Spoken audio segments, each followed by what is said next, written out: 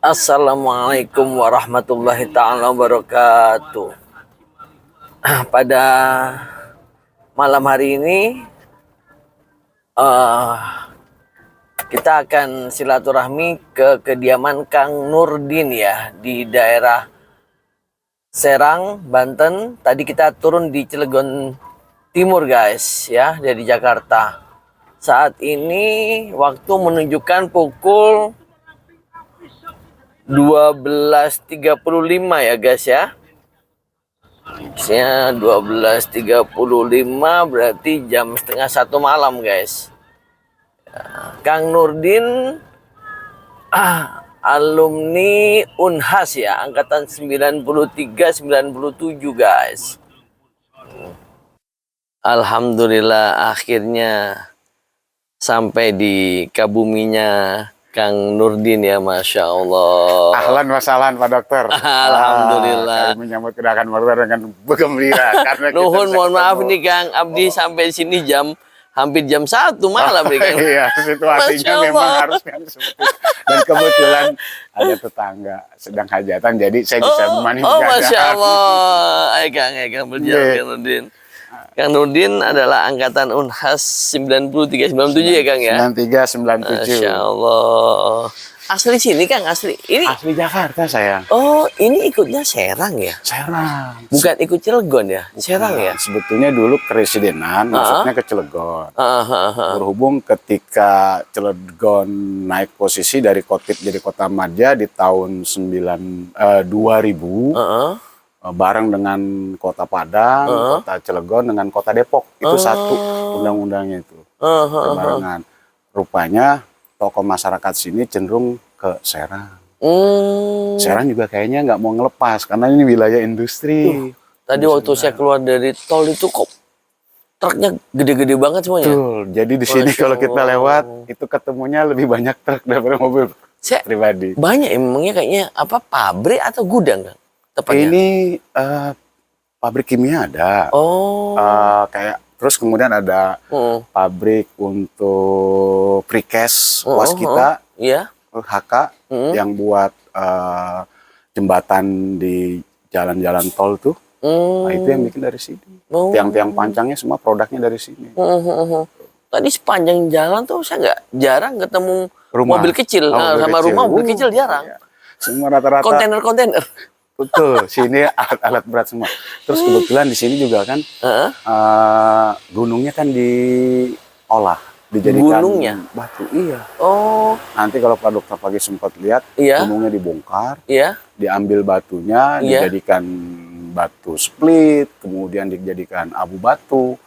Itu jualnya itu sampai ke daerah Palembang, kemudian ke Lampung, itu ngambil batunya dari sini. Tadi saya kan kalau saudara kan di Merak tuh Kang, saya lihat di peta itu dia muter gini ya Kang, yang atasnya itu ya. Sebetulnya kalau misalnya, itu istri saya. Surat ini nyampe atau enggak gitu ya. Saya kirim surat aja, nyampe, syukur nggak nyampe udah. Alhamdulillahnya sampai. Ketemu lagi pas, jadi saya pas lagi 98 dia nyari apa namanya? Membicara. Membicara. Satu lagi pas saya lari itu. Iya, pas ada kerusuhan 27. Yang 97 itu ya. 98. 97-98 ya. Jadi emang dia jodoh. Iya jodoh ya. Tinggal koin satu.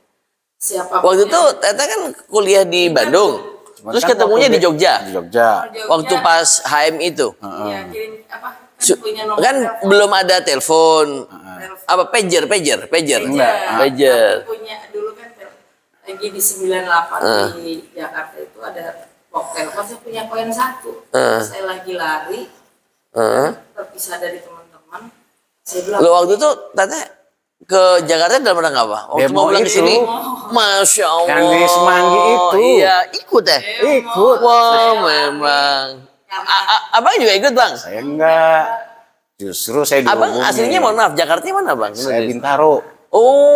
Aslinya saya itu di Senayan. Di belakang Polda Metro Jaya persis. Iya tahu, Polda. Polda itu tahun 91 kan digusur sama Harta Graha. Iya. Saya pindah ke Bintaro 91. jadi karena waktu itu lari terbebas dari teman saya. Tapi sudah waktu itu udah kenalan teh. Dia kenalan pas di Jogja itu. Di Jogja. Kirim-kiriman nomor telepon. Telepon apa teh? Maksudnya begitu. Emang pakai koin. Dia telepon rumah. Terus. Akhirnya teh. Pas saya punya koin tinggal satu-satunya. Udah nggak punya duit, udah dikejar-kejar tentara waktu itu. Tahun 98 tuh ya? Saya bilang, ya Allah ini kayaknya kalau udah nggak jodoh. Begitu. Maksudnya saya nggak bisa ada orang yang untuk nyelamatin kan. Waktu itu memang menghubungi ini Kang Nurdin. Iya. Saya jemput di Universitas Mustopo. Enggak, pertanyaannya gini teh. Waktu pas ketemu di Jogja, ya, apakah sudah, mohon maaf, ada kerentek? Masing-masing punya pasangan.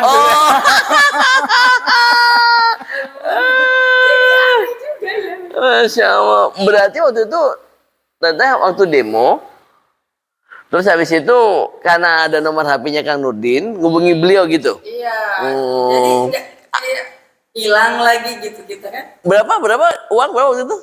Uang saya tinggal punya gopek kan. Kan cepet juga. Iya. Cuma karena saya. Terus pas ngubungi bisa masuk? Bisa masuk. Saya udah ketakutan waktu itu karena. Iya. Tapi mohon maaf, waktu itu memang saya sengaja ya demo datang waktu itu. Iya. Kan dari Bandung tuh saya bawa rombongan. Masya Allah. Kebetulan pas yang di Semanggi itu kerusuhan Semanggi. Iya.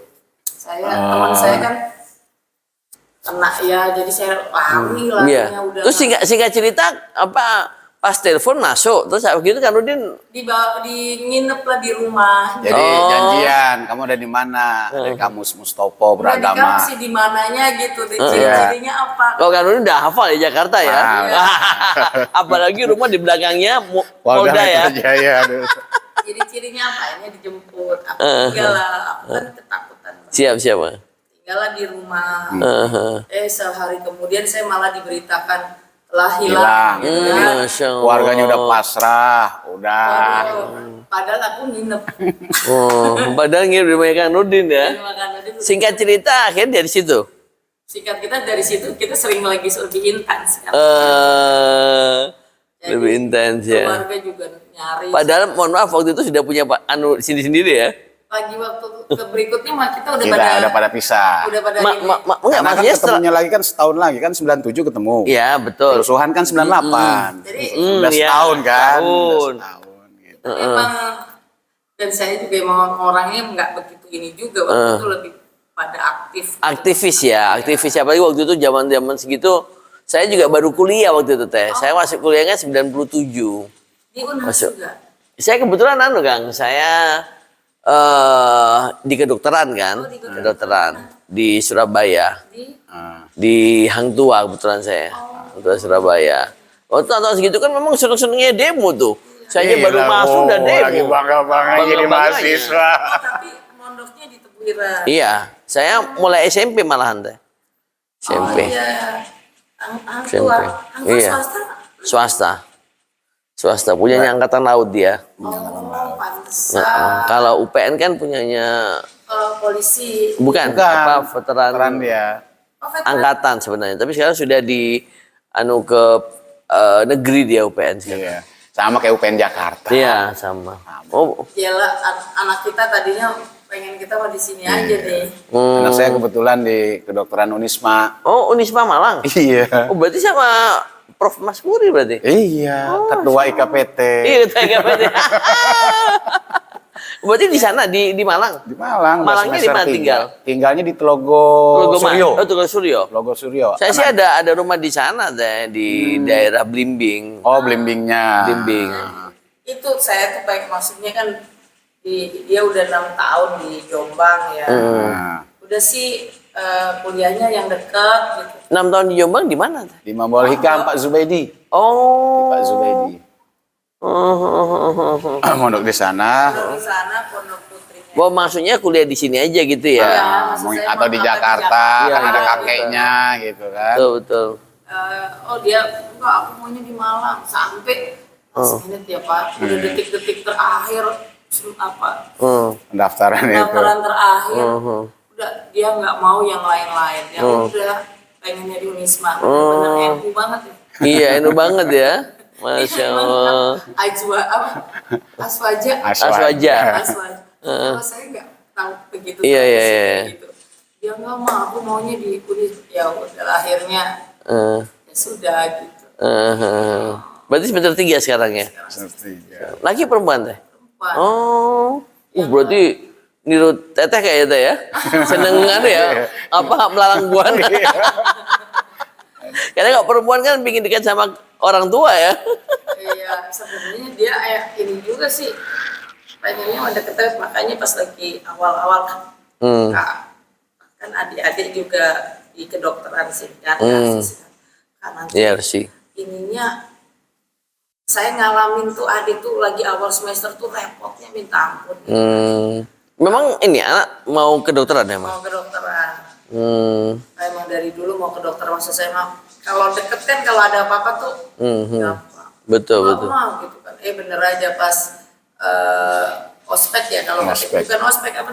Iya, apa kayak maba gitu ya? Maba. Aduh, pingsan. Berkali-kali anak saya Pak Dokter pingsan. Kenapa? Pingsan? Iya, sampai ada guru psikologinya, dosen psikologinya mana. Saya ditelepon sama psikologinya. Jadi memang jalan tuh gini, Pak. Yang membuat akhirnya psikolognya itu langsung nelpon saya. Jadi dia tuh sebenarnya protes dengan pulang dulu ketua. Oh siap Pak Ketua. Dengan metode maba seperti itu. Jadi sampai dia ya udah saya mati untuk ini biar ada perubahan untuk maba seperti itu ketika. Oh terlalu keras ya di Unisma? Di Unisma, maksudnya dia itu ketika ditanya gitu kan kenapa kamu sampai sering pingsan? Akhirnya menurut psikiaternya itu saya bilang ya saya jadi ingat ya emang beberapa kasus ya tuh kayak pondok Garunaja biar melakukan perubahan gitu. Sampai dia jadi emang berarti tipenya aktivis juga ya? Berarti apa buah nggak jatuhnya nggak jauh dari pohon ya? Jadi pernah saya taruh di Darun Najah di daerah. Dia yang minta itu emang. Padahal dia yang minta. Dia pengen pondok modern nggak mau salam. Gitu. Jadi dari MTS Jombang pindah ke situ. Sini pengen ke yang modern. Baru beberapa hari, waduh ribut protes nggak mau pindah. Baru juga bayaran baru lunas gitu kan. Terus dia bilang, Kak sabarin aja. Dia bilang sistem di sini berjarak tidak sesuai lah, pokoknya banyak lah. Banyak hal yang beliau kritisi ya. Iya, saya bilang coba Kak sebulan lah gitu, sebulan masih gitu. Saya coba bicara ke pengasuhnya, saya bilang anak saya ini ngeluh, saya bilang ini katanya ini pondok bukan sistem pendidikan, katanya ini pendidikan tidak mendidik, gitu, bahasa dia tuh.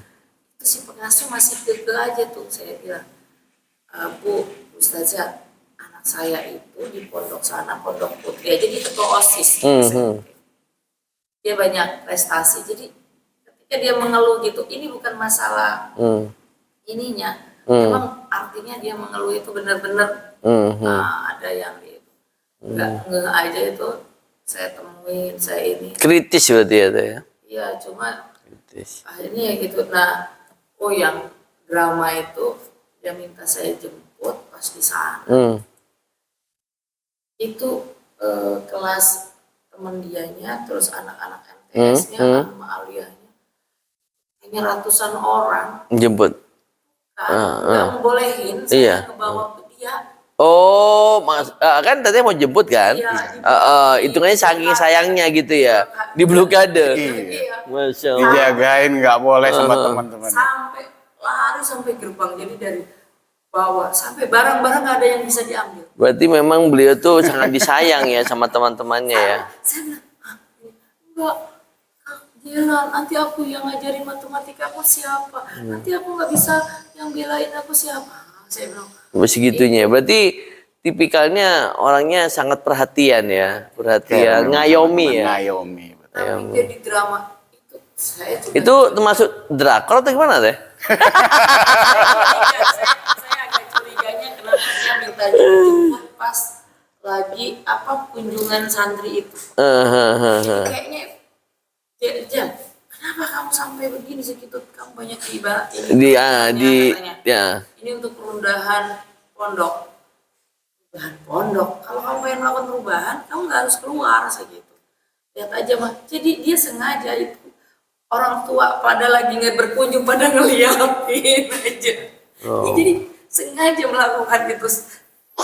Berarti dia punya planning ya, punya planning dalam melakukan sesuatu dia sudah punya nanti kemungkinan apa yang akan terjadi sudah tahu gitu loh. Sampai saya tuh ustadznya saya bilang, Ustazah ini gimana? Guru-gurunya tuh nggak mau pada keluar, kayaknya ngelihat sawan. Ratusan anak-anaknya itu pada turun pada kita di mobil itu, saya nggak bisa pada duduk segala. Masya Allah. Intinya nggak boleh ya? Nggak boleh. Tapi akhirnya tetap boyong atau enggak? Ya boyong. Boyong ya? Akhirnya Balik lagi ke Pondok Jombang yang dulu. Padahal di Jombang tidur. Kan fasilitasnya di Jombang sebenarnya mah apa adanya dibanding yang di modern. Di modern. Sampai oh iya Pak, nggak ada Siap, masalah. siap. Nggak apa-apa. Sampai itu itu saya kagum dengan dia itu begitu. Jadi saya ceritain di psikolognya itu. Makan apa nih? Oh gitu. Akhirnya Mau yang hangat-hangat? dia di treatment. Jadi ini anak berarti kalau Mau pop mie? mau makan apa? Mau pop mie?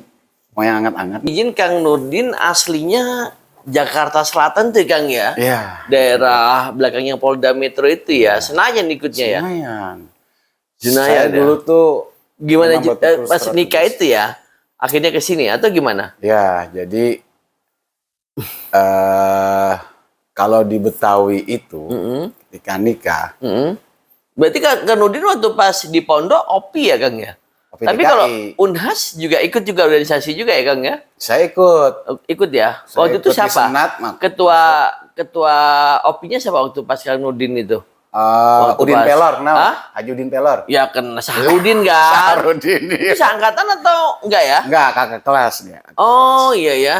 Itu kan di Cipete kan? Cipete kan? Ya, Cipete. Oh itu wasit itu boleh jadi ini ya, ketua IKPT ya? Iya. Ketua OPI ya? OPI DKI. OPI Kan DKI, kita ya. pernah rombongan bareng tuh dengan seblak segala kan. Oh. Anak-anak seblak, anak-anak Pak Zubaidi. Berarti kalau Kang Nurdin malah lebih akrab dengan teman-teman OPI ya? Maksudnya IKPT DKI karena banyak yang kenal ya? Nah, kenal ya. Oh. Almarhum Haji Samun. Iya, iya, Waktu Haji ikut Samun. ini, Haji Samun.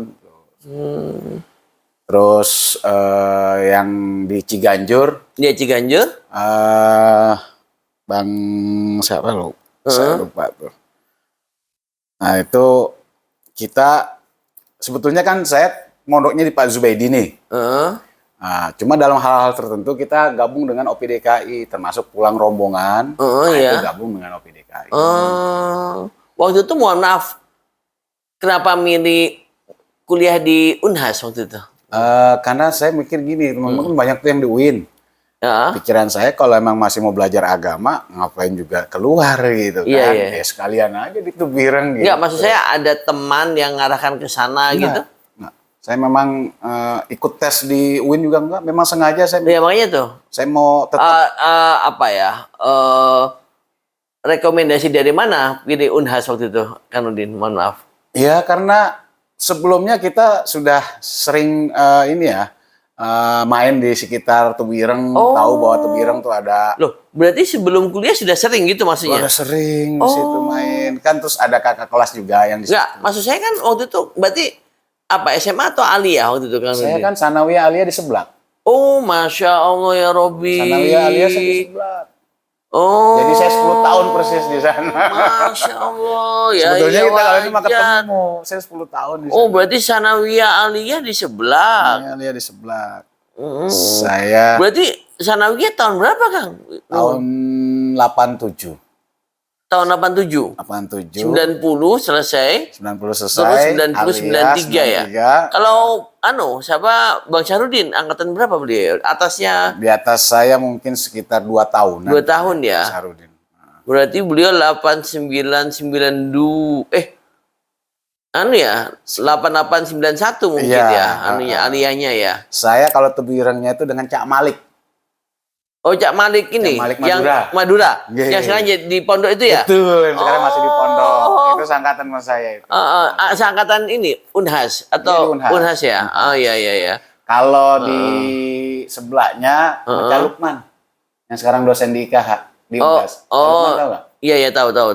Cak Lukman itu 2 tahun di atas saya itu. Kok Cak Habib kenal nggak Cak Habib? Habib Selamat. Ya tahu, yang belum lama nikah kan? Yang belum lama nikah. Ya, sudah punya anak tapi sekarang pecinta burung. Setahun di bawah saya. Oh iya betul. Setahun di bawah saya itu. Betul. Oh berarti Cak Halim kenal? Cak Halim. Halim. Saya Cak Halim. Saya Cak Malik, Cak Halim, Cak Saiful berarti Madura. Berarti seangkatan ya? Iya. Di Unhas? Iya. Sama Cak Halim? Sama Cak Halim, betul. Cak Saiful Madura juga tuh. Iya. Cak Malik. Kalau dari itu kan Cak Halim, Cak Habib sekamar sama saya waktu pas di Tebireng. C10 kan? Cak Halim, Cak Habib. Kalau dari MQ-nya Ridho Amir. Ridho Amir yang sekarang ada di Batam. Oh berarti Bang Nurdin mulai tahun 87 ya? Jadi pas 10 tahun. Sekarang kenapa waktu itu ke sebelah waktu itu Kang Bang Nurdin izin? Itu ceritanya di rumah saya waktu di Senayan itu, orang tua saya kan seneng tuh sama kiai-kiai. Iya betul. Jadi manggillah salah satu kiai alumni Tebireng untuk ngajar di masjid dekat rumah. Setelah ngajar biasa makan bareng di rumah gitu kan. Kemudian dikenalkanlah saya itu dengan pondok. Kalau anaknya mau mondok, bawa aja. Oh itu masih SD kan berarti? Masih SD, saya Masya Allah. Jadi melalui perantaraan itulah sababiahnya akhirnya saya ke Jawa Timur. Ke Yazid Ramli. Pernah dengar nggak? Pernah dengar. Yazid Ramli. Akhirnya kenapa nggak di Tebireng kok di sebelah? Mohon maaf. Nah jadi ceritanya Pak Yai Zubaidi itu kan istrinya orang Jakarta. Kebetulan saya punya tetangga yang punya hubungan nasab dengan istrinya almarhum Zubaidi. Akhirnya saya diarahkan udah ke Pak Zubaidi kalau mondoknya nanti sekolahnya di sebelah. Karena waktu itu kan di Pak Zubaidi kan belum ada sekolah. Betul. Jadi baru pondok aja ya. Baru pondok aja. Jadi kita akhirnya sekolah di sebelah. Gitu. Terus begitu. Kenapa nggak di, mohon maaf, Sanawiyah ataupun SMP di Tebireng? Nah, itu kan boleh kan? Boleh, memang ada kawan saya yang sekolah dua. Di SMP-nya, kemudian di sebelahnya juga. Ada yang sekolah itu pilihan waktu itu ya. Iya. Oh berarti Bang Nurdin benar-benar pure murni ini ya, Sanawiyah Aliyah sebelah? Betul. Sanawiyah Aliyah saya sebelah. Belum lama di sana itu pas kejadian almarhumah Bu Jamil ditikam sama itu orang gila itu. Bang Buloh itu tuh. Iya Bu Jamil. Yang lari ke Cukir akhirnya ditangkap di Cukir. Betul. Itu saya masuk belum lama itu. Bu Jamil akhirnya meninggal itu kan ditusuk. Betul. Abang kenal Bang Tamrin nggak? Pernah dengar kayaknya, cuma lupa cuma itu sangat fenomenal juga kalau di OPDKI beliau. Iya. Rumahnya sih di ini Jakarta Timur, Bang. Pernah. Dekat Budiasi, ini Cawang ya. Jalan Dewi Sartika situ. Dewi Sartika. Oh, yang ini rumah sakit itu. Iya Budiasi. Ya. Siapa lagi, Bang? Yang Abang kenal akrab dengan teman-teman DKI waktu pas zamannya Bang Nurdin tuh, Bang. Oh, PDKI itu Bang Alor. Bang Alor. Ciganjur. Ciganjur, ya Bang Alor. Kemudian kalau dengan mohon maaf Ketua IKPT DKI yang sekarang, Kiai Solihin? Kayak Solihin tuh saya nggak begitu. Apa yang punya pondok ya? Iya, yang punya pondok Nurul Amanah. Nurul Amanah ya.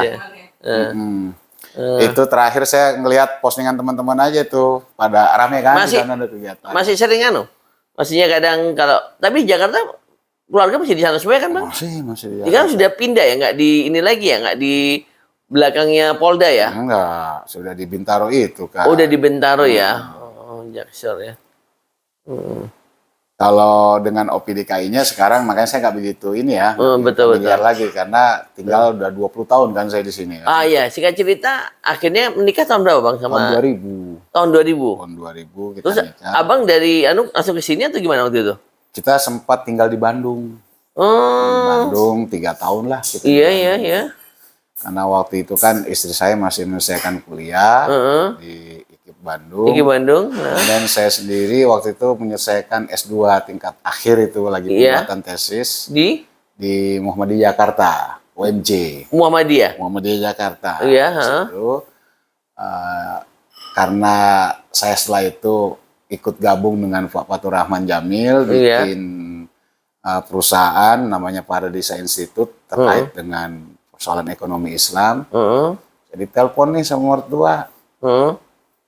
Kasihan istri kamu di Bandung gitu kan sendirian, temenin sih. Saya bilang, Bu, bukannya wajar kalau kita baru pertama nikah ini kan kita mencari penghidupan dulu lah. Gitu betul. Saya mau biar ajak nih secara ekonomi. Betul. Udah gampang itu mah. Yang penting kamu temenin. Temenin istri kamu di Bandung, kasihan dia kan sudah menikah dengan kamu. Betul. Saya tinggal itu. Yang S2 itu? Enggak, ini perusahaan Paradisa Institute dengan Pak Fatur Rahman Jamil itu. Saya tinggal, udah. Padahal saya punya beban moral tuh, karena saya ditugasi saat itu untuk mengawas haji. Karena kita sudah punya kerjasama dengan Kementerian Agama bahwa dilibatkan dalam pengawasan haji. Makanya mau tidak mau saya tinggal mertua yang minta. Berarti langsung ke Bandung ya? Langsung ke Bandung saya. Terus di sana, mohon maaf, kerja. Nah di sana karena saya kan di Bandung kan awam. Iya, makanya awam ya. Jadi nggak seberapa familiar kan? Nggak seberapa familiar. Juga nggak ada apa istilahnya koneksi di sana gitu ya kan?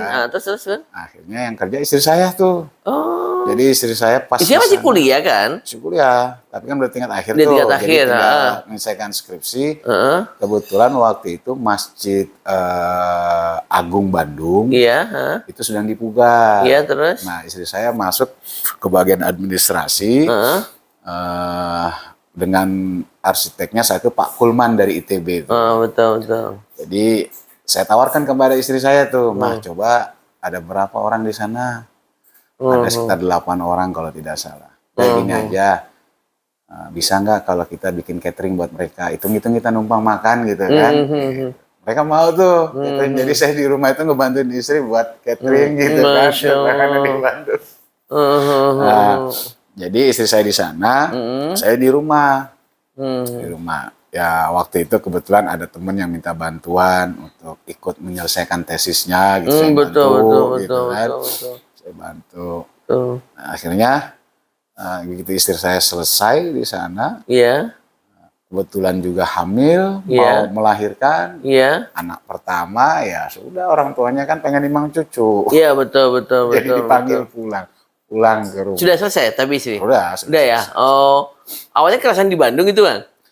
Sebetulnya kita sudah agak settle ya, sudah agak lumayan ya. Istri sudah tadi kerja di administrasi tadi tuh ya. Kemudian juga waktu itu kita istri jadi tim sukses juga tuh. Salah satu calon wali kota Bandung, Pak Dada Rosada. Iya. Jadi istri saya ikut ngebantu, akhirnya kita difasilitasi lah sama beliau tuh di rumah, walaupun kontrakan gitu ya. Ikut isinya gitu. Udah dianggap anak sendiri lah. Jadi ketika kami akhirnya memutuskan pulang tuh, saya sempat diomelin, dipanggil. Kamu gak percaya sama saya? Istri kamu udah seperti anak sendiri. Kalau ada apa-apa tinggal bilang sama saya. Akhirnya ke sini ya? Akhirnya ke sini, karena orang tua kan yang minta. Masya Allah. Makanya begitu sampai sini, mungkin 3 hari istri saya lahir. Sebenarnya kita udah pulang. Mau orang tua terus yang akhirnya ke sini apa? Nah, begitu saya di sini, Iya. ibu kan punya toko sembako tuh. Iya. Jadi kita aktif di sembako, Iya. bantuin mertua. Hah? Tapi kalau ada tes-tes PNS saya ikut tuh, Pak Dokter. Di Jakarta saya ikut, di Serang sini saya Iya, ikut. iya, iya.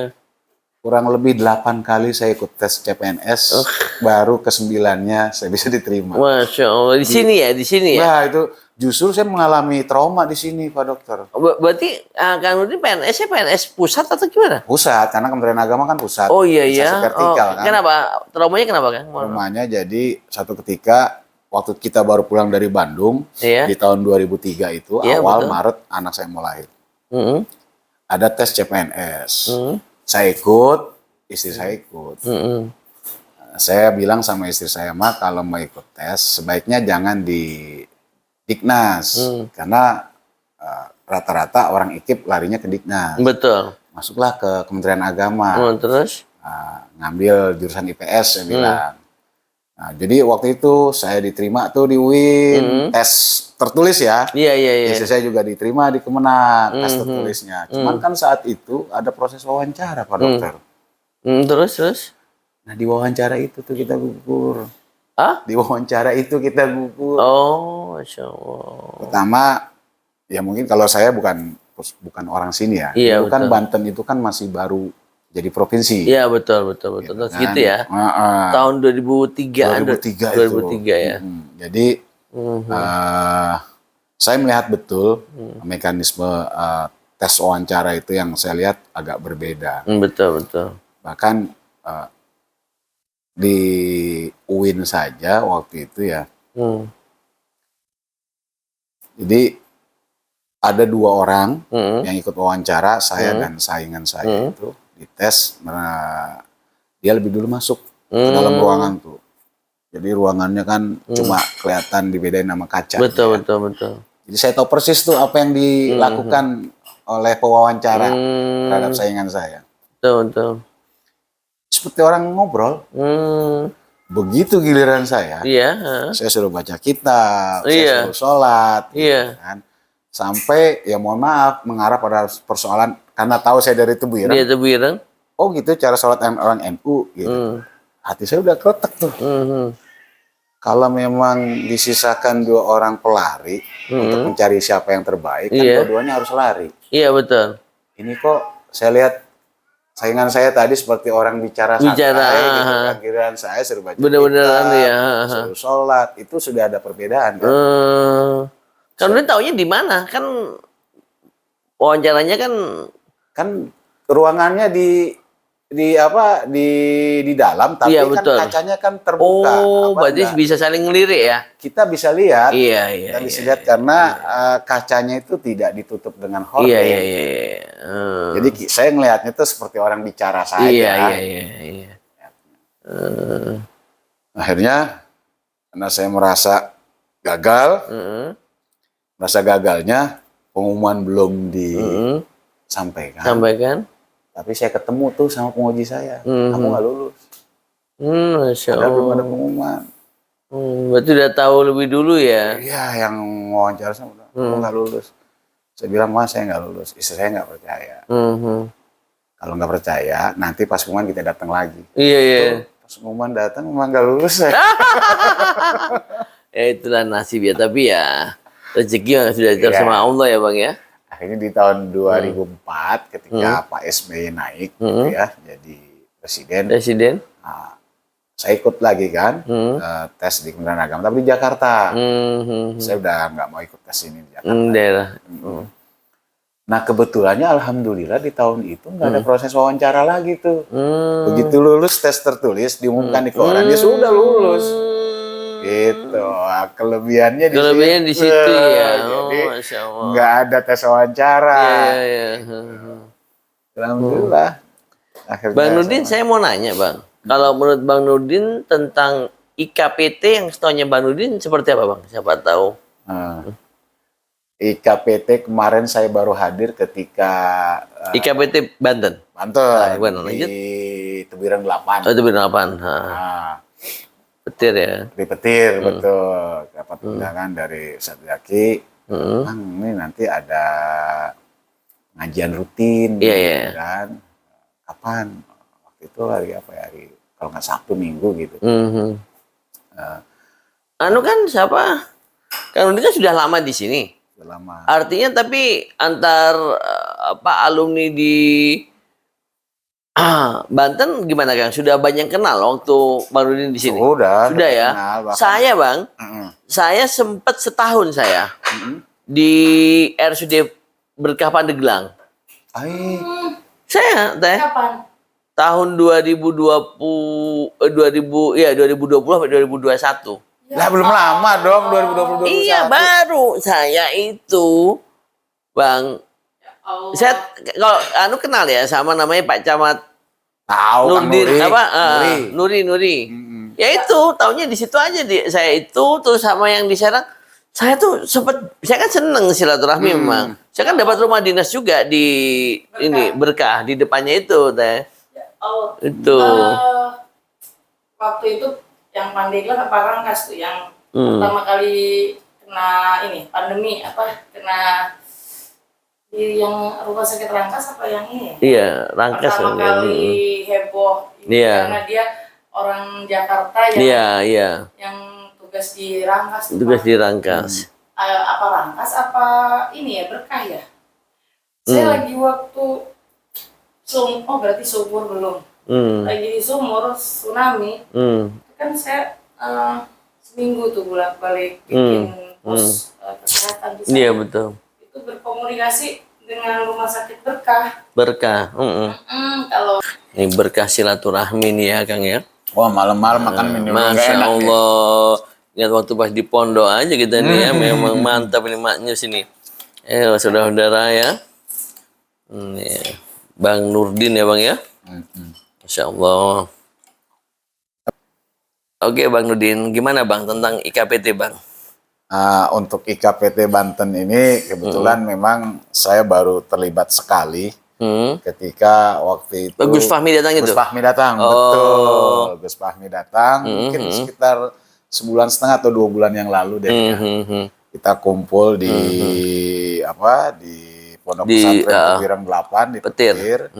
Gus Fahmi hadir dan memberikan pengajian singkat tentang kitab bahasa sama Istighosah ya. Betul, Istighosah yang ditulis oleh almarhum Gus Iso Mazik itu. Nah, di situ sebetulnya kita sudah punya agenda untuk melakukan lebih dulu pelantikan IKPT di kabupaten kota. Kan ini kita belum terbentuk nih di kabupaten kota nih. Terutama di Cilegon. Berarti sudah ditunjuk pada saat Gus Fahmi datang di Tebireng 8 sudah ditunjuk ketua-ketuanya setiap daerah. Sudah diinventarisir ya. Berarti seluruh kabupaten kota di wilayah Banten sudah ya? Sudah. Termasuk yang kemarin Kang Nunu dilantik menjadi ketua PC IKPT Pandeglang itu ya? Iya. Katanya dalam waktu dekat rencana ini ya, Serang ya? Serang ya? Kalau nggak salah Serang tuh kakak kelas saya kan saya lupa itu. Tadinya saya diminta gabung bareng, cuman kan saya bilang, saya ini bingung posisinya. Saya kerja di Cilegon, domisili Kabupaten Serang. Betul. Saya mau dilibatkan di Cilegonnya apa Kabupaten Serangnya? Atau dua-duanya? Akhirnya Gus Jakin bilang, Bang, kalau di Cilegon sudah ada. Mungkin Kang Imam itu tuh yang punya bakal gondang. Dan di Serang nih yang belum gitu kan. Dah, Serang diserahkan ke kakak kelas saya untuk dipegang. Saya nggak tahu nih pelantikannya kapan kalau Kabupaten Serang. Tapi informasi kemarin katanya dalam waktu dekat juga rencana. Karena kepolisian sudah ada ya Kang ya. Nah kemarin sebetulnya ada pengajian mungkin seminggu yang lalu. Betul. Pondok pesantren mana itu? Ya termasuk pelantikan itu kan, bukan? Iya betul. Saya lupa hari itu. Jumat nggak salah? Betul, hari Jumat. Saya ngikutin sih di grup itu kan ramai juga yang rencana pelantikan PC Pandeglang gitu. Saya kebetulan waktu itu sedang ada kegiatan. Dari kantor karena diminta mengikuti jadi calon Dewan Pengawas Operasi Syariah. Jadi saya bilang sama Gus Jaki, mohon maaf nih Gus, saya nggak bisa mengikuti kegiatan Insya Allah di lain waktu kalau memang ada kegiatan saya siap hadir. Oh ya udah, nggak apa-apa. Memang lagi sibuk. Ya mungkin itu pas pelantikan itu betul. Di pondok pesantren apa ya? Saya lupa tuh waktu itu. Iya, saya juga lupa yang kemarin tuh. Malam. Malam. Saya juga sebenarnya mau datang, cuma waktu itu saya lagi praktek saya tuh pas Jumat gitu, malam ya. itu gitu loh. Ya, malam betul. Saya bilang, wah saya masih ada kegiatan. Saya bilang nih, salam aja deh sama teman-teman ya. Jadi yang sering berkomunikasi itu menurut saya tuh Gus Jaki. Saya nggak tahu Gus Jaki ini posisinya di KPT saya tahu Gus Jaki ini di mana di Duren 8. Duren 8 ya. Jadi kalau ada kegiatan tuh mesti yang kontak saya tuh Ustaz. Betul. Mungkin sebelum kita bahas lebih jauh ya, lebih lanjut ini Bang Nurdin. Sekilas profil untuk Bang Nurdin sendiri saat ini jadi pegawai negeri di Kemenak ya Bang ya? Iya betul. Dan dinasnya di KUA di mana? Merak mana? Saya di KUA Grogol dengan KUA Jombang. Oh. Di 2 kecamatan mengingat penyuluhnya itu dari 8 KUA yang ada di kota Cilegon cuma ada 5. Cilegon ya. Jadi harus ada yang merangkap 2 kecamatan. Oh, siap. Tapi ya alhamdulillah tadi sekilas pas ngobrol-ngobrolnya termasuk ya alhamdulillah lah ya dapat berkah ya. Sukses juga ya. Iya. Alhamdulillah. Kita syukuri kuncinya kan tadi, Pak Dokter, ya kan? La in syakartum lazidannakum. Masya Allah. Saya senang ya, Bang Nurdin. Artinya jujur kadang kalau kita bicara 3 rahasia Allah itu ya Bang ya. Iya. Jodoh, terus meninggal, dan salah satunya juga rezeki kita nggak ada yang tahu ya Bang ya. Betul. Dan alhamdulillah kalau dibilang rezeki kayaknya dari atas langit nggak kurang-kurang nih Bang, itu turun terus ya. Amin. Seperti doanya waktu sholat duha ya, Allahumma duha yang jauh dekatkanlah, yang di dalam dikeluarkan. Yang di dalam keluarkan, yang dari atas turunkan, yang jauh dekatkan. Aduh. Terus gini Bang Nurdin, izin kira-kira kalau menurut Bang Nurdin sendiri dengan mungkin pengalaman Bang Nurdin dengan berbagai pengalaman yang ada ya Bang ya, untuk IKPT ke depan yang misalnya Bang Nurdin cita-citakan atau Bang Nurdin inginkan, seperti apa Bang? Izin Bang. Kalau bicara tentang idealisme yang akan kita bangun di IKPT, betul Bang. Jujur saja karena memang saya baru terlibat. Iya betul Bang. Sudah sekian lama memang betul Bang. Agak vakum sayanya. Saya sih berharap pertama yang tidak boleh kita lupakan jalinan silaturahim. Masya Allah. Yang sekarang siap. dokter lakukan. Siap. Karena kemarin kita dapat ilmu dari Gus Fahmi. Iya, atibiannya kita atibian itu salah satunya jangan memutus tali silaturahmi. Betul, Masya Allah. Itu yang tidak boleh diabaikan. Yang kedua, yang seperti Pak Dokter sampaikan tadi, orang kan kalau sudah kumpul itu kan bagaikan energi potensial. Masya Allah, iya Bang. Ketika orang bisa memahami dia punya keahlian di bidang tertentu, maka tinggal bagaimana kita mendistribusikan keahlian mereka. Betul Bang. Sehingga apa yang sudah kita lihat pada teman-teman alumni di Gontor, betul Bang, yang sudah rapi, gitu betul kan, Bang, tertib, betul Bang. Itu juga bisa kita lakukan di IKPT ini. Betul Bang. Satu contoh kayak kita punya usaha. Waktu itu istri saya punya kesempatan bongkar muat di Bayah. Di Bayah. Itu perusahaan semen Mah ya. Iya, merah putih.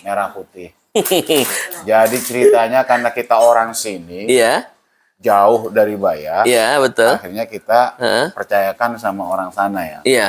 Nah, tiba-tiba yang namanya kita tidak bisa kontrol. Betul. Ada persoalan, malah akhirnya kita yang keluar dari perusahaan itu. Andai kalau saat itu saya sudah mengenal betul teman-teman di sana ya. Di sana. Kan ada kayak Ali Suud, Malingping, Masya Allah. Makanya kemarin saya bilang sama istri saya, siap nggak kalau kita hidupkan lagi? Kita kerjasama sama teman-teman. Masya Allah. Teh gimana Teh? Nah, itu dia. Harganya udah nggak bagus. Maksudnya kalau dulu kan awal, terus jadi sekarang tuh di lokal sana udah pada bikin-bikin. Jadi Saya ini beberapa kasus waktu di Tangerang kita yang awali karena di Tangerang itu belum ada yang bisa ya. Betul. Itu pertama kali itu perusahaan kita. Demo di kapal. Baru 2 kapal. Saya mitra saya nggak kuat, alat berat kita mau dibakar segala. Masya Allah. Saya nggak ada temen aja intinya ya. Iya betul. Balik badan. Betul. Artinya andaikan saat itu betul. Kita sudah punya suatu bagus gitu kan. Minimalnya setiap kita punya kegiatan kita bisa bareng. Secara teknis saya bisa gitu. Betul. Secara teknis. Maksudnya gini, Bang Nurdin, saya kan alhamdulillah minggu kemarin saya sempat silaturahim ke kediaman Kiai Ali Suud ya, di Malingping ya. Ketuanya. Alhamdulillah banyak hal yang saya komunikasikan dengan beliau dan beliau sangat concern terhadap ekonomi gitu loh. Ya mohon maaf deh, namanya sebuah organisasi itu kan tidak mungkin tidak membutuhkan mohon maaf dana ataupun kalau kita bilang karena gini deh, karena dana itu kan pasti kita dapatkan dari ekonomi gitu loh. Misalnya contoh kayak tadi yang kita bincang-bincang loh Bang, Sidogiri ya kan, dia sudah punya BMT Sidogiri yang alhamdulillah sangat profit lah secara oriented lah ya. BMT Sidogiri. Banyak, sudah lumayan asetnya gitu loh. Iya. Saya bincang-bincang sama kayak Ali Suud, insya Allah sih PW KPT Banten nanti juga arahnya ke sana gitu loh. Baru koperasi syariah. Lain lagi. Kalau untuk Bank Muamalah pelatihannya lain lagi. Lain lagi. Kebetulan saya juga kemarin habis selesai S2 ekonomi syariah juga teh. Multidisiplin. Tapi iya sih menantang gitu. Iya menantang teh. Sambilan. Iya kopi ya memang ya, Masya Allah ini berkahnya ya, berkahnya silaturahim ini salah satunya ya. Kopi. Ini pahit. Sedang ya. Berkahnya silaturahim ya, ngopi nih ya. Ayo saudara-saudara IKPT dimanapun berada, waktu sudah hampir subuh nih, sudah jam 3. Silaturahim, Masya Allah ini. Aduh, Masya Allah. Ya, ngopi ya Bang ya, ini Bang ya. Ngopi ya Bang ya. Ngopi ya. Ya, Silaturahim. Pas kopinya teh. Masya Allah. Kayak kopi Narti nggak? Sama. Ada dulu. Nah, kalau kita bicara masalah kopi itu, ingatan kita itu sangat kental dengan Kopi Narti teh. Kopi Narti itu lokasinya kalau di Jombang itu Cukir itu di pojokan pasar ya Bang ya.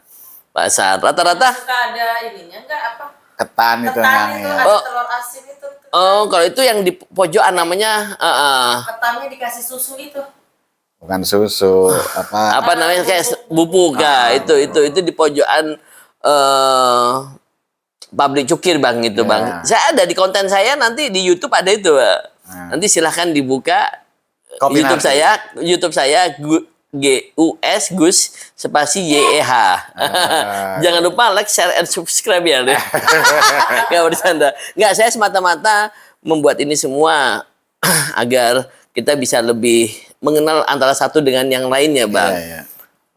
Ya kita kembali lagi yang tadi Bang. Alhamdulillah kemarin waktu pas saya silaturahim ke Kiai Ali Suud, banyak hal yang kita bicarakan terkait kemandirian ekonomi IKPT PW Banten. Alhamdulillah mungkin Abang sudah silaturahim di sana Bang ya?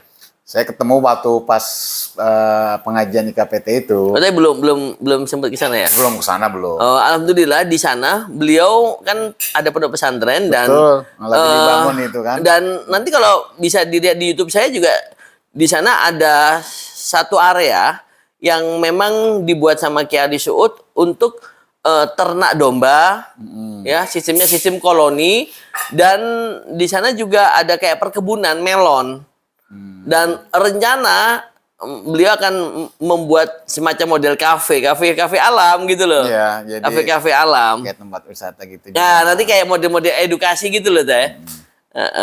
Lagi proses pembangunan. Lagi proses pembangunan. banyak hal yang saya bicarakan sama beliau dan tujuan arahnya nanti harapannya IKPT PW Banten ini mandiri di bidang ekonomi gitu. Mas. Nah pas.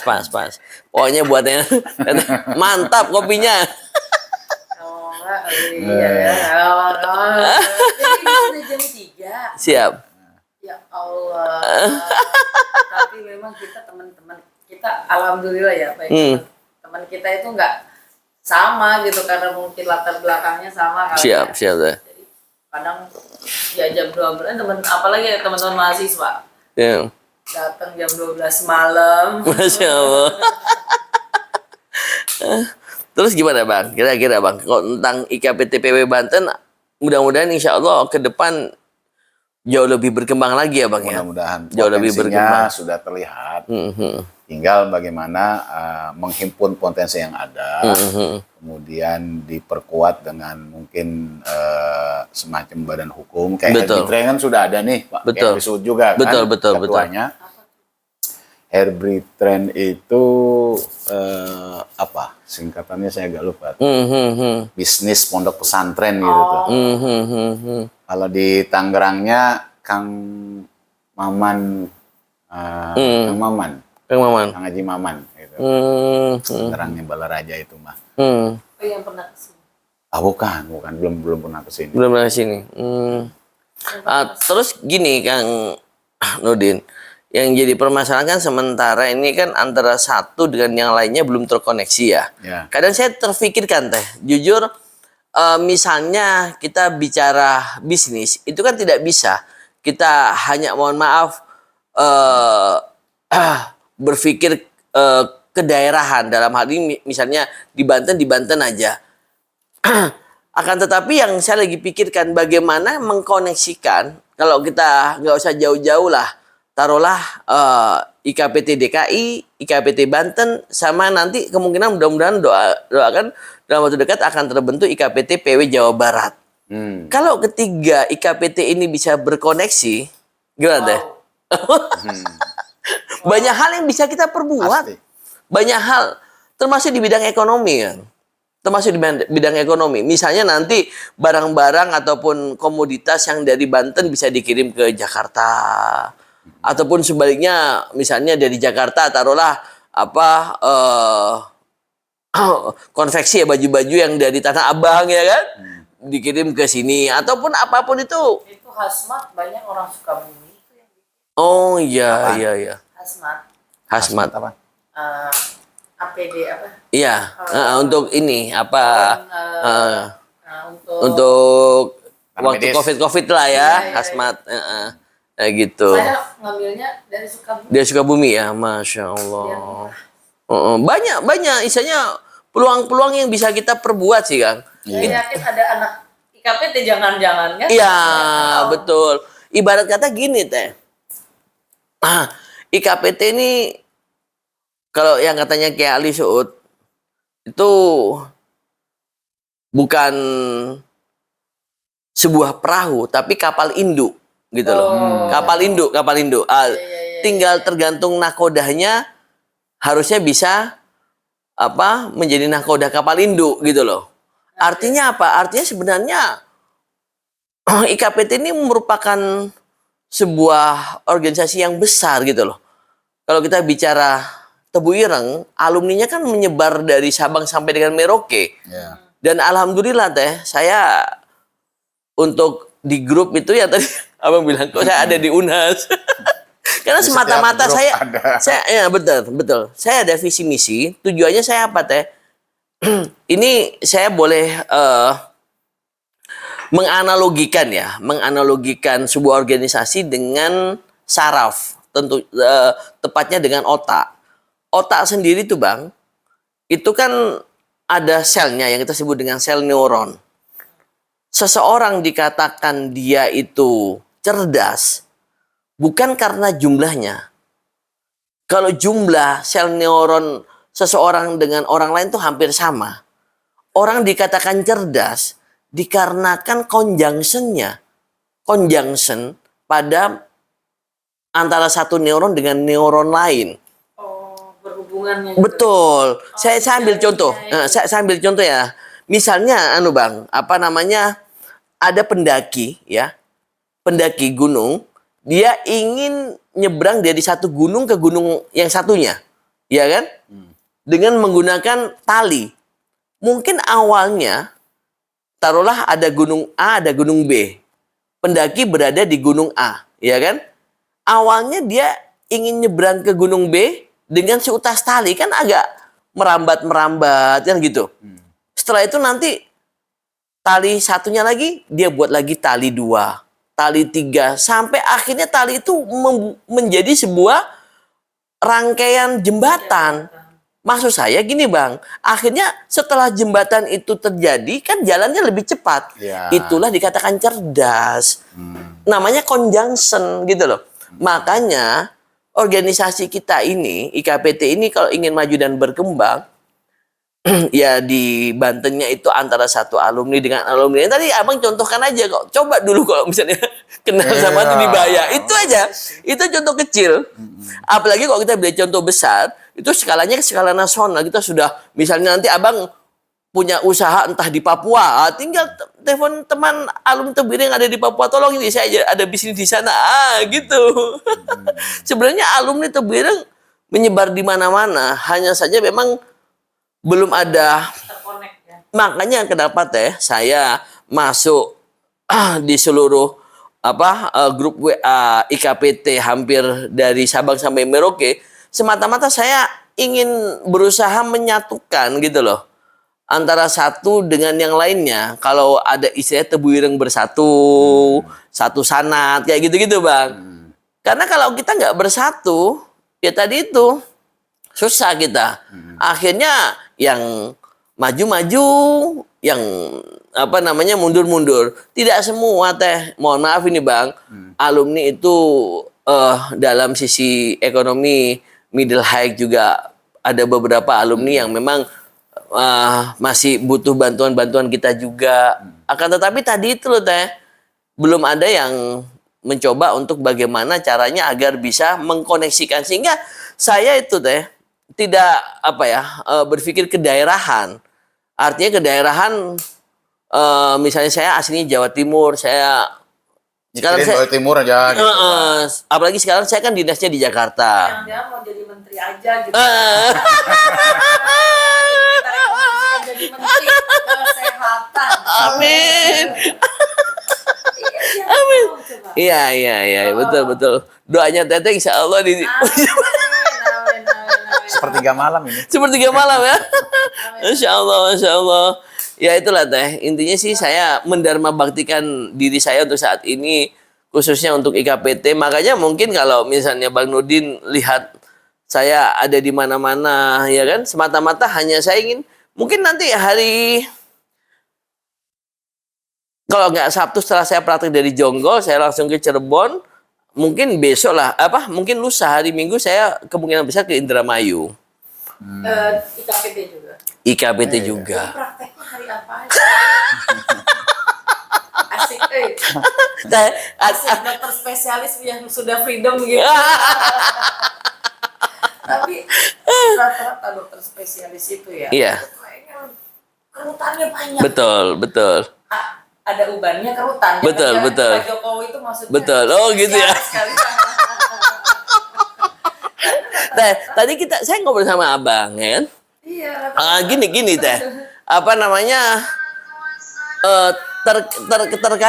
terkadang kita tuh mikir kita mau pergi ke sana, kira-kira tidak hanya waktu, kira-kira duitnya ada atau enggak. Tadi kita ngobrol ya, Teteh kan sosial ke sana, sosial ke sini. Kadang kan mohon maaf itu kan dana pribadi ya. Tapi akhirnya balasan Allah kan berbeda ya. Iya. Jalan kita nggak tahu. Maksud saya akhirnya rezeki dari Teteh sendiri. Itu saya jawaban itu tuh karena suami yang ngomong. Itu mungkin karena mama sering bahas. Masya Allah. Saya nggak kepikiran. Masya Allah. Maksudnya nggak kepikiran. Bayangkan. Betul bang. Waktu yang cukup singkat kita harus merekrut tenaga medis. Bang, saya mau nanya sedikit bang. Apa menurut abang tentang arti sebuah rezeki bang, Genting? Nah, ini penting nih biar Saya penting nih. juga pengen ngedengerin. Gimana Bang? Izin Bang. Ngedengerin juga ini. Saya kebetulan kemarin tuh berbicara tentang konsep ikhtiar. Ikhtiar. Jadi kalau ini ada kaitannya dengan rezeki, Siapa? mungkin boleh saja dihubungkan ke arah sana. Siapa? Dalam konsep ikhtiar itu kan saya mencoba membongkar dari sisi morfologinya. Morfologi. Bahwa ikhtiar itu kan sesungguhnya bentukan dari kata khoro yang mengikuti wazan ifta'ala. Menjadi ikhtaro. Ikhtaro. Khoro yakhiru khairan itu kan artinya baik. Baik. Ketika akhirnya mengikuti pola wazan ifta'ala menjadi ikhtaro, yakhtaru, ikhtiaron. Ikhtiaron. Maka sesungguhnya ikhtiar itu adalah proses menetapkan lalu memilih yang baik. Menetapkan. Lalu memilih yang baik. Memilih yang baik. Jadi ulang di garis bawahi. Menetap. Nanti tinggal like and subscribe. Menetapkan lalu memilih yang baik. Kita konsen dulu sama dosen. Jadi berangkat dari situ, maka bagi saya konsep rizki yang selama ini dipahami sebagai sesuatu yang bersifat maliyah itu tidak selamanya benar seperti itu. Karena rizki tadi seperti kita membangun jaringan. Betul. Apa yang diceritakan oleh istri saya bahwa saat kita melakukan hal yang mungkin tidak ada kaitannya dengan profit, orang menganggap kita nggak dapat apa-apa. Betul Bang. Pada saat itu. Betul Bang. Tapi sesungguhnya kita membuat jaringan. Betul Bang. Yang kalau dinominal dengan uang itu ya rezeki kan. Betul Terbukti Bang. Betul Bang. saat tahu-tahu ada kerjaan mendadak. Betul Bang. Bayangkan kalau kita belum pernah melakukan kegiatan-kegiatan bakti sosial itu. Betul Bang. Gimana cara merekrut kita? Betul Bang. Para medis. Dokter 300. Coba bayangkan itu. Kalau bukan dari jejaring-jejaringnya. Akhirnya orang-orang bilang Tete adalah seorang medis gitu ya. Padahal cuma menghimpun saja. menghimpun. Nah, jadi sekali lagi konsep Siapa? rezeki itu jangan pernah dianggap mutlak terkait dengan persoalan-persoalan kebendaan, keharta bendaan. Betul Bang, betul. Karena yang lebih penting dari itu ya silaturahim. Dengan silaturahim itu kita punya jejaring. Betul Bang. Yang ketika satu saat kita butuhkan, maka Betul, jejaring itu akan menjadi kekuatan yang mengorganisir kita untuk mendapatkan rezeki.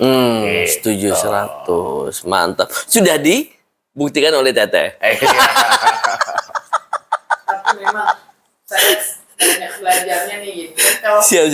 kita mah saya mungkin karena nggak latar belakang pondok. Iya Teh. Jadi hanya naluri jalan-jalan. Iya Teh.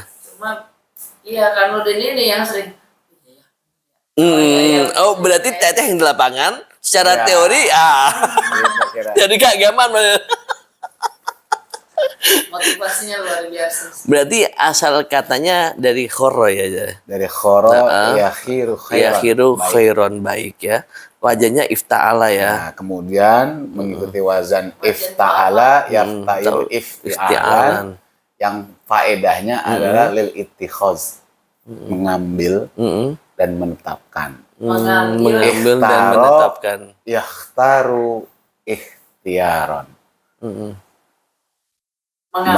Mengambil lalu memilih yang baik. Jadi kalau ada orang bercanda, iya betul. Kamu mau ngapain? Saya mau ikhtiar. Betul Bang. Ikhtiarnya apa? Saya mau katakanlah ngambil mangga tetangga. Itu tidak bisa disebut ikhtiar. Karena mengambil mangga milik tetangga itu kan bukan sesuatu yang baik. Baik, betul. Ikhtiarnya mengambil tapi nggak baik gitu loh Teh. Kan ini ada yang menganggap bahwa ikhtiar itu seolah-olah usaha. Ya, betul. Jadi, Itu tidak tepat. Maksudnya ikhtiar itu adalah sesuatu yang baik. Usaha yang baik.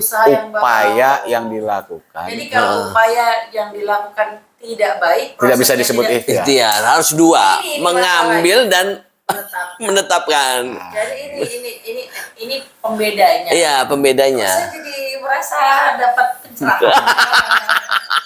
Jadi memang bahasa itu mencerminkan ide. Iya. Mencerminkan ide. Kenapa menggunakan ikhtiar itu secara tidak langsung kita diminta untuk mencari yang baik. Betul, Bang. Jadi kamu kalau ingin mengupayakan, upayakanlah yang baik. Jadi Makanya, kalau mengupayakan yang baik misalkan. itu disebut dengan ikhtiar. Di luar itu dia tidak bisa disebut dengan ikhtiar. Jadi kalau misalkan ada saya mengupayakan baik, caranya misalkan tadi nyolong, itu bukan ikhtiar. Bukan disebut ikhtiar. Karena ikhtiar mengandung secara inherent nilai-nilai kebaikan. Gitu. Ikhtiar itu mengandung nilai-nilai kebaikan. Ikhtiar mengandung nilai kebaikan. Nanti mohon maaf Bang, lanjutannya dari ikhtiar itu kan harapannya rezeki kita kan barokah ya Bang ya. Nanti al barokah tuh ya al jidatul khair itu ya Bang ya. Ilal ghair. Ilal ghair. Boleh Bang jelaskan dikit Bang? Jadi nilai manfaat harta itu kan sebetulnya relatif. Betul, setuju. Nah, betapapun kecilnya rezeki yang kita peroleh, jika itu memberikan dampak manfaat buat orang lain, itu berkah. Masya Allah. Itu berkah. Jadi kadang kita kan lebih melihat pada nominal. Betul Bang. Betul. Itu manusiawi Bang. Manusiawi Bang. Kita harus cukup dulu. Betul, baru kita berbagi dengan orang. Betul Bang. Padahal justru dengan dia berbagi, berarti terbuka peluang untuk mendapatkan lebih. Berarti nggak bisa matematikanya manusia ya Bang ya? Betul. 2 kurang 1, 1 nggak bisa Bang ya? Nggak bisa seperti itu. Semakin banyak kita berbagi, berarti semakin bertambah ya Bang ya? Semakin banyak peluang kita untuk mendapatkan potensi, mendapatkan rezeki lebih. Siap. Itu Pak Dokter, ada keilmuan yang terkait dengan neuron nggak? Misalkan tadi bahwa dengan kecerdasan dengan berjejaring. Nah, ini konsep ikhtiar itu harus baik. Berarti kan gini, kan sebenarnya di kepala kita tuh kan nyuruhnya si saraf tuh nyuruhnya baik. Betul Bang, betul Bang. Berarti kalau apakah ada ini nggak, maksudnya ada penelitian gitu, saraf yang jelek itu kalau nyuruh jelek itu si sarafnya kecil atau apa gitu, ada teori tersebut? Ada. Saya ingin jelaskan sedikit ya Bang ya. Perlu gitu. Pasti ada. Kan beda Mbak. Orang baik sama orang yang tidak baik kan pasti sangat berbeda. Letak perbedaan yang secara makro saja. Kalau orang yang tidak baik, ya kan, keberadaannya dia di dekat kita, kita menjadi gundah gulana, ya kan, menjadi resah dan gelisah, ya kan, karena mereka tidak baik gitu loh. Tapi setelah dia pergi, kita akan mengatakan syukur alhamdulillah dia sudah tidak ada di depan kita. Tapi kalau orang baik coba adanya dia di dekat kita, kita merasa senang gitu loh. Tapi setelah dia pergi, kita merasa kehilangan. Saya ingin mengatakan tadi kan Teteh nanya tentang teori secara saraf ya. Perlu kita ketahui bahwa otak kita secara garis besar itu ada 2 ya Bang ya. Ada otak besar sama otak kecil. Tapi kita abaikan dulu yang otak kecil. Kita berbicara otak besar. Otak besar itu ada 2 hemisfer besar, yaitu hemisfer kanan sama hemisfer kiri. Kalau kita bicara yang hemisfer kiri, itu lebih identik dengan kemampuan intelektual question. Sedangkan kalau kita bicara yang kanan, dia lebih ke arah emotional question. Artinya apa? Artinya kalau kita menghubungkan dengan tadi konsep ikhtiar ya, tadi menetapkan dan memilih yang baik ya. Artinya apa Mbak Teh? Kalau yang kiri itu kan lebih ke arah hal-hal yang matematis, yang logis, ya, yang terkadang kita kalau banyak uang maka kita bahagia, kita banyak uang kita akan bisa foya-foya, pokoknya kita konsepnya banyak uang saja. Ternyata kalau tadi yang Teteh tanya ya tentang conjunction tadi, ada namanya corpus callosum Teh. Corpus callosum itu penghubung antara otak kiri dan otak kanan, gitu loh. Otak kanan kita itu dengan Allah diciptakan mempunyai kemampuan emotional question. Artinya apa? Otak kanan ini dibangun, makanya ingat ya Bang ya tentang Al-Maghfurlah Kiai Ishaq Latif. Ya kan? Beliau itu menekankan, hei santri-santriku, ingat bahwa kalian nanti di masyarakat tidak butuh kecerdasan kalian. masyarakat membutuhkan akhlak. Akhlak itulah dibangun pada saat kita mondok, Mbak. Itulah pondasi itu. Itu ada di otak kanan. Sehingga orang yang dibutuhkan adalah tidak hanya otak kirinya saja, tetapi otak kanannya juga. Lebih baik lagi, dia punya kemampuan kecerdasan intelektual dan juga kemampuan emosional bagus. Udah, berarti luar dalam lah bagusnya gitu loh, Mbak. Jadi si otak kanan ini untuk ya maksudnya gini, kalau ada nggak pengaruhnya gini, kalau orang sering melakukan kejahatan atau sering berbohong gitu, si otaknya itu misalkan sarafnya semakin kecil atau apa kayak pinang betul. Ada nggak indikasi begitu? Betul. Ingat, Mbak, segala sesuatu itu tergantung kebiasaan, Mbak. Makanya kita biasakan diri kita ke hal-hal yang ihdinas siratal mustaqim, ke hal-hal yang baik, betul. Kalau kita sudah terbiasa dengan hal-hal yang buruk, kita menganggap itu adalah sesuatu yang benar, padahal itu salah gitu loh. Kayak sambula gitu. Siap, betul. Akhirnya nanti otak kita ini sudah terbiasa gitu loh. Oh, udah biasa saja melakukan hal-hal yang permisif, betul, Bang. Makanya mulai sejak dini, sejak kita masih kecil, kanak-kanak, ya kan, kita didik hal-hal yang positif gitu loh. Jangan hal-hal yang negatif. Lebih banyak ke arah-arah bagaimana kita meningkatkan kemampuan keagamaannya, karena di agama itulah pondasi yang sangat berharga. Saya tuh masih ingat Bang, waktu pas masih kecil sama orang tua, beliau mengatakan, saya tanamkan pondasi ya keagamaan. Dia ibaratkan hati kita Mekah, otak kita mau ke Amerika, mau ke Jerman, atau mau kemanapun silakan. Tapi yang penting kalau kita itu tetap Islam gitu loh. Karena itulah yang akan membawa kita yang tadi yang Abang bilang konsep ikhtiar itu gitu loh. Memilih dan menetapkan dan memilih yang benar gitu loh. Harapannya nanti hidup kita itu lebih berkah. Tadi gimana, Bang? Al-Barokah itu yang ziyadatul khair tadi, Bang? Ziyadatul khair ilal ghaib. Nah. Jadi bertambahnya kebaikan bukan saja untuk kita. Betul. Tapi juga bisa dirasakan manfaatnya buat orang lain. Nah, itu konsep berkah kan gitu. Ziyadatul khair, bertambahnya kebaikan ilal ghaib. Ilal ghaib. Ada orang lain, ibarat gelas ketika diisi penuh, nah limpahannya itu bisa bermanfaat buat orang lain. Masya Allah. Bukan hanya untuk diri sendiri ya, Bang? Bukan hanya untuk diri sendiri. Makanya konsepnya tidak hanya berhenti di ziyadatul khair. Ilal ghairnya ya. Ilal ghairnya Masya Allah. Berkah. Kalau yang khairunas anfa'uhum linnas juga sama juga ya, Bang ya? Manusia. Yang menjadi persoalan adalah di dalam kehidupan sosial untuk menetapkan lalu memilih yang baik itu kan tidak semua orang sama, karena bergantung pada sudut pandang, pada perspektif. Karena persoalan humaniora ini kan bukan persoalan eksak, betul. Bukan 1 tambah 1 orang sepakat itu 2. Betul. Kanan aja itu. Iya. Seperti gini, saya bisa mengatakan misalnya dalam ilmu sosial itu sebagai perspektif itu, kalau saya bilang istri saya ada di sebelah kanan saya, tapi dalam perspektif Pak Dokter kan istri saya ada di depan Pak Dokter. Betul. Maka saya tidak boleh kemudian mengklaim itu sebagai satu-satunya kebenaran, karena apa yang disampaikan oleh Pak Dokter juga faktual. Perspektifnya betul. Maka saya setuju tuh dengan meme-meme yang ada di media sosial. Ketika ada orang mengklaim satu kebenaran, betul, bagus ini. Ngopinya kurang jauh. Betul, 100. Andaikan saya mau ngopi mainnya kurang jauh ya, kopinya kurang jauh ya. Andaikan saya mau ngopi di tempat Pak Dokter, ternyata ada di depan saya. Kalau saya berarti tergantung perspektif ya, Bang ya? Perspektif. Masya Allah. Karena untuk mencari yang baik itu tidak bisa dipastikan. Betul, Bang. Betul. Maka ada proses yang disebut dengan musyawarah itu. Betul, Bang, betul. Dengan kita duduk bareng, semua perspektif disampaikan, lalu kita buat kesepakatan. Betul.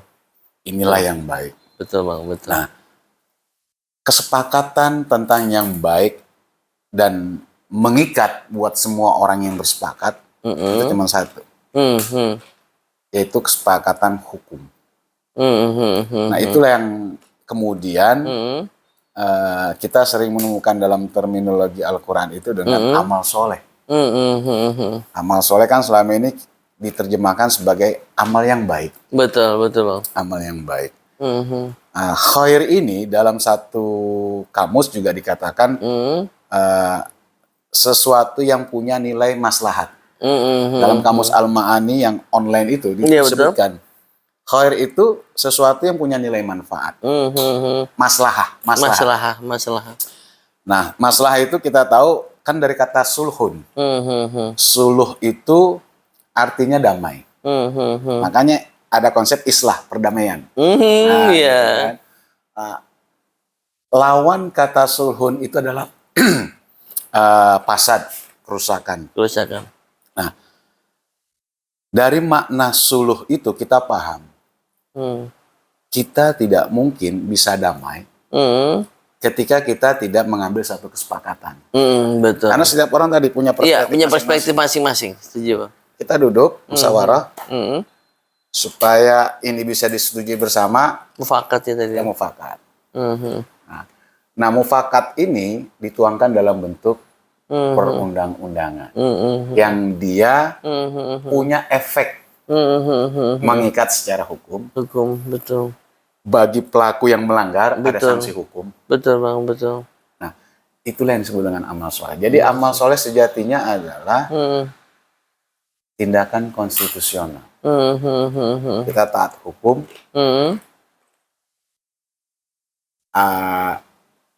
Sesuai dengan konteks hukmul qadi yarfa'ul khilaf. Ketika kita sudah sepakat ditetapkan oleh pemerintah harus A, maka perspektif kita yang berbeda tadi jadikan satu A. Betul. Kan kita sepakati. Kita sepakati bersama ya. Itulah menjadi hukum kebersamaan kita. Karena perspektifnya kan semuanya bisa melihat dari berbagai sudut pandang. Betul. Ya, Bang ya. Kan semua kan ketika musyawarah. Dan tadi yang Abang contohkan, isanya Teteh kan berada di kanan Abang, tapi saya melihatnya di depan saya gitu ya, Bang. Betul. Ya.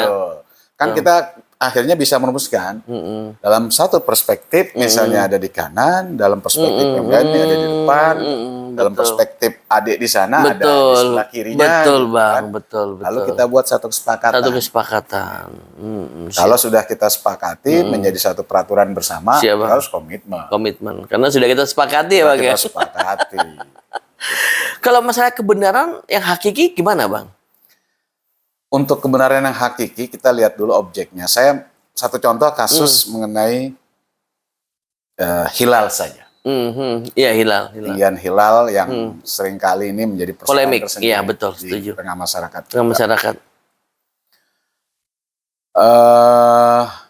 Pemerintah menetapkan ketinggian hilal itu 3 derajat. Betul, Bang. Kemudian kalau Muhammadiyah menetapkan wujudul hilal. Pokoknya mau 0, sekian derajat dia sudah hilal. Betul. Kalau NU dia lebih kepada ru'yatul hilal. Dia lihat dulu hilalnya kelihatan atau tidak. Betul, Bang. Betul. Nah, sebetulnya hilal itu kan sesuatu yang pasti. Peredaran bulan itu eksak. Bisa dihitung. Betul, Bang. Betul. Sama seperti ketika saya menghitung besok 5:30 matahari terbit. Betul, Bang. Betul. Bisa dihitung. Tapi saya tidak mungkin bisa menghitung Pak Dokter. Betul, Bang. Betul. Besok 5:30 ada di mana misalnya, saya nggak tahu. Siap, Bang. Nah, sehingga kalau bicara kebenaran yang hakiki, mungkin dalam hal-hal yang bersifat sosial humaniora kita tidak mungkin bisa menetapkan itu. Betul, Bang. Tapi pada persoalan yang bersifat eksak. Kita bisa menghitungnya. Betul, Bang. Karena ada indikator. Betul. Variabelnya pasti. Dan kita bisa mengkalkulasi. Makanya dalam saya membaginya itu ketika berbicara tentang ayat muhkamat dan ayat mutasyabihat. Itu menjadi klasifikasi ayat muhkamat adalah ayat tentang hal-hal yang bersifat eksak. Ayat muhkamat itu disebut eksak karena dia pasti. Sifatnya kalkulasi. Beda dengan mutasyabihat, di mana orang bisa berselisih paham tentang itu, betul, tentang satu persoalan.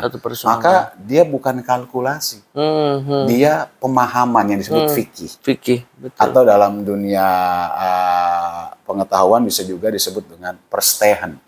Hanya memahami saja. Memahami saja, betul. Hanya memahami, tidak bisa memastikan. Tidak bisa memastikan. Lain dengan peredaran matahari, peredaran bulan yang sudah pasti ya Bang pasti, ya. dan Tuhan sendiri mengatakan asyamsu wal qamar bihusban. Keduanya menjadi indikator alat hitung. Alat hitung, Masya Allah. Gitu. Kenapa Muhammadiyah, NU, pemerintah berbeda? Berbeda. Padahal bulannya satu. Betul. Barang yang eksak. Betul. Pas kita teliti, ternyata ketika melihat bulan, Muhammadiyah menyebut komar, bendanya ini bulan, dengan hilal itu sama. Kalau NU membedakan antara komar itu bendanya, betul, bulannya. Hilal itu hanya pancaran sinar matahari terhadap benda itu hilal. Iya. Gitu. Makanya karena Muhammadiyah menyamakan antara komar dengan hilal, maka saat ketika ini ufuk, ini nongol saja sedikit, sudah masuk hitungan tanggal 1. Gitu. Kalau NU, dia menghitung ketinggian hilal itu dari piringan terbawah. Jadi dia harus nangkring begini lah. Betul, itu baru dihitung hilal ada di atas ufuk. Tinggal kalau NU bilang misalnya, kalau hilal bisa terlihat itu kira-kira di ketinggian 2 derajat misalnya. Dari ufuk. Maka 2 derajat itu hitungnya dari piringan terbawah. Piringan terbawah. Bukan dari yang atas. Atas. Makanya antara NU dengan Muhammadiyah bisa beda tuh. Iya. Kalau NU melihat ketinggian hilal di sini tingginya. Iya, betul. Muhammadiyah. Betul. Kalau NU di sini. Betul. Nah, pemerintah yang menggunakan BMKG, dia menggunakan pusat titik bulan sebagai ketinggian hilal. Coba bayangkan tuh. Pemerintah di tengah. Ini bulan nih. Betul. Pemerintah BMKG melihat ketinggian hilal itu dihitungnya dari tengah. Titik pusat bulan. Betul. Kalau NU dari titik piringan terbawah. Betul. Kalau Muhammadiyah dari piringan teratas. Betul. Nah, kalau Pak Dokter tadi mengatakan mana kebenaran hakiki, betul. Maka kita kembalikan ini persoalan sosial atau persoalan eksak. Ini persoalan eksak, bisa dihitung. Kembalikan saja kepada ahlinya.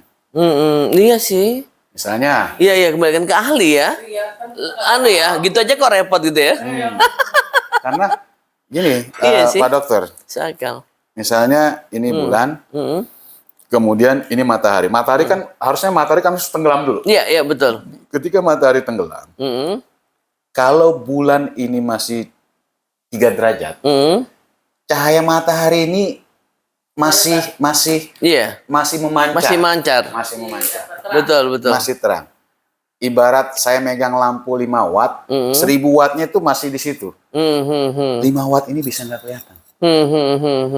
Ada yang mengatakan minimal ketinggian hilal itu 7 derajat. 7 derajat. Baru bisa kelihatan. Betul. Tipis kan cahayanya itu. Betul. Nah, jadi kita bicara tentang siapa yang ahli dalam hal itu. Betul. Kembali kan coba cari seorang yang memang punya pengetahuan untuk mengukur tingkat intensitas cahaya yang bisa dilihat. Iya. Berarti memang ya Bang ya. Sebenarnya mohon maaf kalau diserahkan sama orang ahlinya sebenarnya beres ya Bang ya. Beres. Tinggal siapa yang menjadi panglima dalam hal itu. Betul. Ketika bicara tentang cahaya, maka yang menjadi panglima untuk menentukan intensitas cahaya itu bisa dilihat atau tidak ya mereka yang ahli di bidang itu. Satu contoh kayak kemarin kasus pandemi. Yang jadi panglima siapa? Kesehatan. Serahkan sama ahli medis. Gitu loh. Betul. Gitu. Bang, ini kayaknya kalau kita teruskan bisa sampai pagi nih Bang ya. Siap. Masya Allah. Banyak sekali tausiah ya. Masukan ya Bang ya.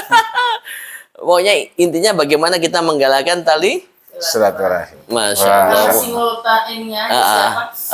Pendorongnya, pemantiknya. Oke, terima kasih ya kepada seluruh teman-teman alumni Tebuireng dimanapun berada. Ya. saya bersama tentunya Bang Nurdin ya, sama istri tercinta juga Bang Nurdin ya. Mudah-mudahan Bang Nurdin sekeluarga selalu diberikan kesehatan, keberkahan, dan kita semuanya selalu diberikan keberkahan juga. Amin, amin, amin. Terima kasih ya Bang Nurdin ya. Assalamualaikum warahmatullahi taala wabarakatuh. Waalaikumsalam warahmatullahi wabarakatuh.